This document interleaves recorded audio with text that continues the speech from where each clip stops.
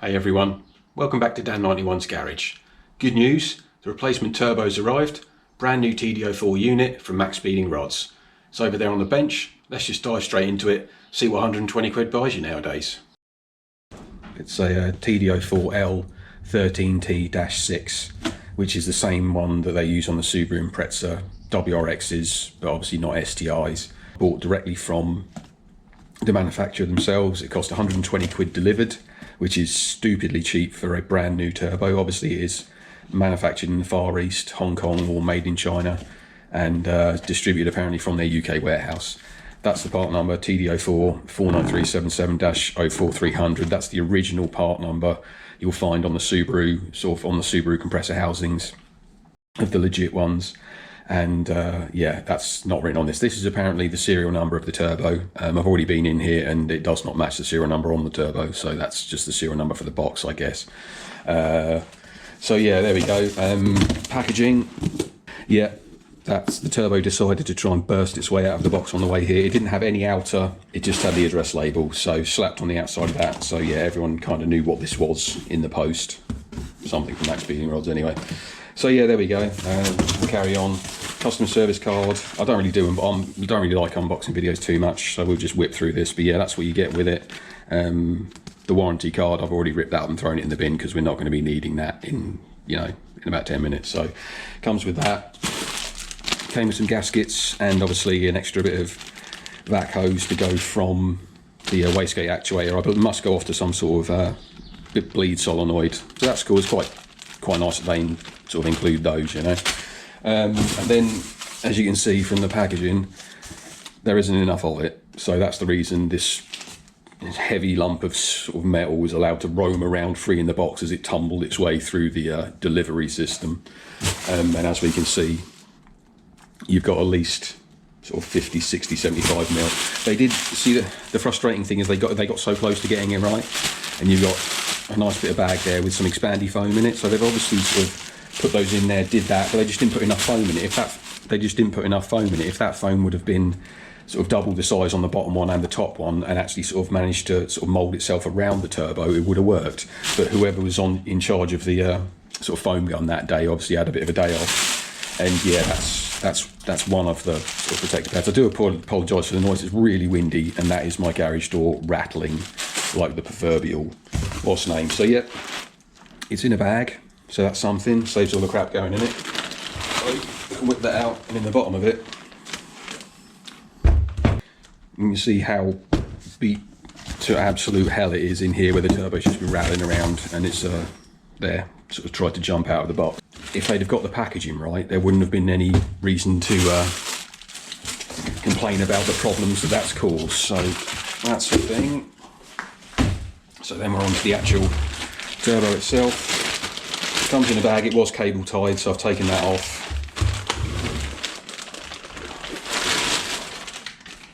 And also, that's supposed to be anti-corrosion paper, so it stops obviously ferrous metals like this is obviously a ductile iron casting for the turbine housing, and that's there to stop it rusting. This is obviously aluminium, so that's fine. This is plated steel, shouldn't rust,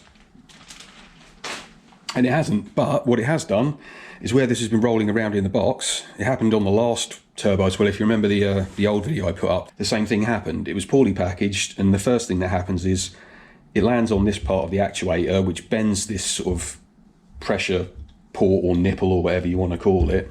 And I'll put a photo up, but it's actually, what's actually done is it's actually split the material where this enters the actuator housing. So yeah, it's not great. But yeah, with a hole there, that's going to be bleeding off boost. So if this is, say, a 6 psi actuator, that'll then have an air bleed coming out of it. So essentially it might go up to 8 or 10 or God knows what. If that breaks off completely, then you're driving around essentially with the gate fully shut. So, but I've already spoke to them about it, and they offered me a part refund for it, because they said to get a replacement one of those, it had to come from Hong Kong and would have taken at least 2 weeks. So I took the refund they gave me, so I got this for less than £100 in the end with a damaged actuator. Other than that, it actually looks pretty good. Comes with some caps to stop things falling in it, but it doesn't come with any caps to stop things falling in there. So that's something I guess they could work on. So one thing I have noticed about it is that the entry port to the turbine housing is oval, and that's not great. So if I grab the gasket and lay that on it, it kind of shows up what's going on with it. It's a little bit on the wonk, which isn't bad at the end of the day, and it's clearly not round, as you can see from that. So like I say, I owned a genuine one of a Subaru, and the entry to this is 45mm. So I'm hoping that it's 45mm on that plane and less across here. But again, it kind of depends on the size of the exhaust you've got going into it from your manifold. So most of the ones, I've owned a couple of other manifolds, and the couple of manifolds I've owned for these have usually been 50 or 52mm for the exit of the collector that then goes into a 45mm hole. So what I'm going to do is we can line that up. Like I say, if we line that up with the holes, we'll hope that's right. I'm going to take this out to 45mm with a die grinder and then leave it there, because when I get my exhaust, I may want to make it slightly bigger so there's a smoother transition, or at least sort of radius these corners to make it so it doesn't, essentially if the pipe is bigger than that, some of the exhaust is going to hit the sides of that, which is going to cause all sorts of turbulence and strange sort of back pressure waves or funniness perhaps. So it would be nice if it was round as well. It's come pretty well oiled as well. As you can see, it's covered in oil to stop it rusting. It would be nice if the sort of inlet and outlet ports for the like I say, the turbo feed and the turbo drain sides of the core had some sort of plug or cover in them. But it is what it is. It's a cheap turbo.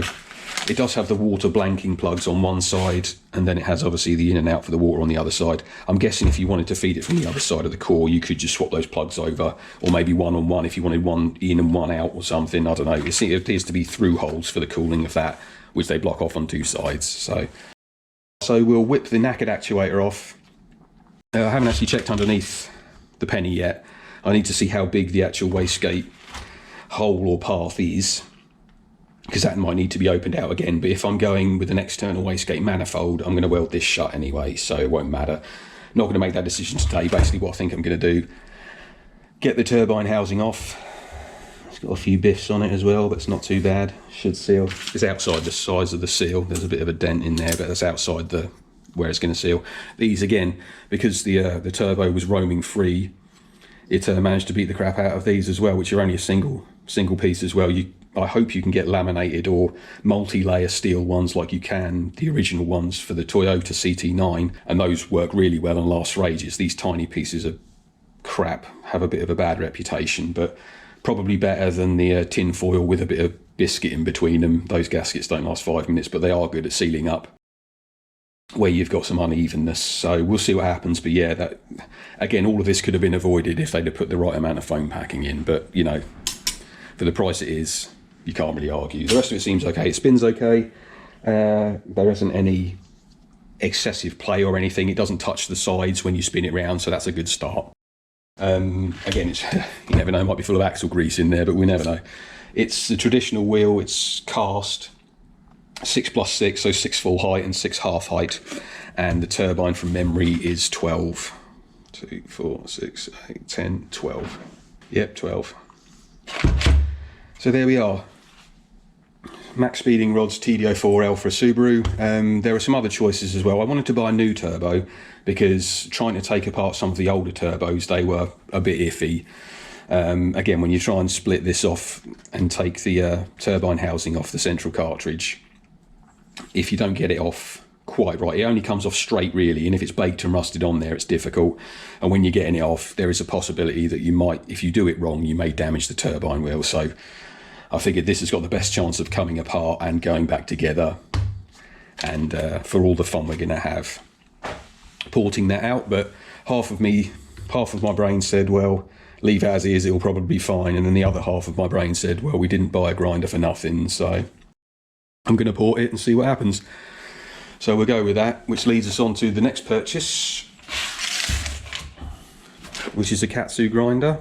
and it's the cheapest one you can buy on eBay. This was 30 quid. The nearest cheaper one to that was of a brand name was perhaps £100, and I decided that I would give it a whirl. It's not like I'm going to use it all day long doing everything, so it's only got to last a third the time the other one would, I guess. But yeah, instructions, read them, they don't make any sense. The good thing is it comes with 2 different sort of grinding stones, I guess different shapes and different sort of grades, I guess, different hardnesses, but it does come with replaceable carbon brushes for the motor, so that's something.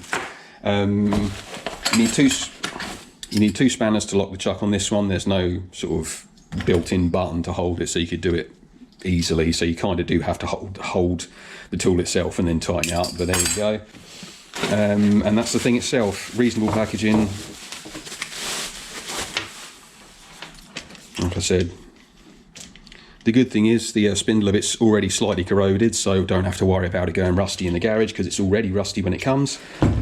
And the thing I've noticed as well is the collet was supposed to be split into 4 sort of jaws, and it's only split into 3.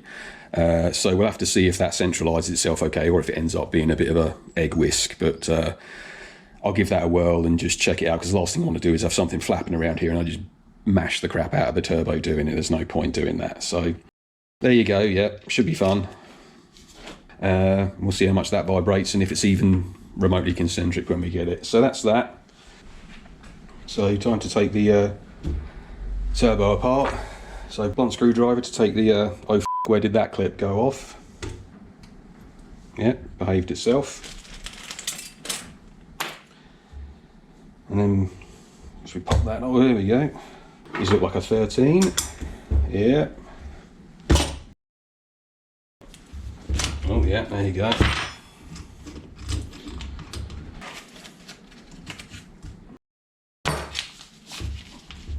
And hopefully the reference nipple on the actual turbo's okay. It doesn't look like it's been damaged in the post, so that's cool. So 2 M8s off of there, 13mm head, and a slightly knackered actuator. I may actually cut this open for a laugh later on. I mean, at the end of the day it's crimped on here, and maybe if I chop it off here underneath it with the angle grinder, we can actually find out what's inside one, because I've never actually taken one apart. So you go there, and he goes in there. And now we get to take this off. So you got the band in the middle, clamping the 2. Well, it doesn't clamp the 2 halves together, it clamps the turbine housing to the core, and the compressor cover is held on with a giant circlip that's apparently like a bit of a bear trap to take off or put back on. We'll whip this off, 10mm. Yep. So, oh, we're spinning already, that's a good start. Yep. Go away. Yes. And very gently lift straight up, not damaging your turbine wheel. Oh, there you go. So that's that off. It does have an index hole in it for a pin. If you can see that there. Put that back together. Stick that back on there.